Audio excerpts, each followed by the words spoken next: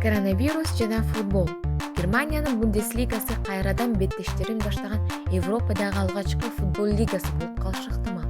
Бейшемби күнү лиганын жетекчилери жыйын өткөрүп, 9-майдандарда оюндарды кайрадан улантуу боюнча сунуштарын айтты. Бирок бул сунушту канцлер Ангела Меркель менен федералдык бийлик дагы колдошу керек. Футболдук беттештерди улантуу боюнча чечим 30-апрелде кабылданат. Беларусь коронавирустан улам футбол лигасын токтотпогон Европадагы жалгыз мамлекет. Күйөрмандар дагы беттешке келүүдө. Бирок алардын арасында кооптонуп айткандар да бар.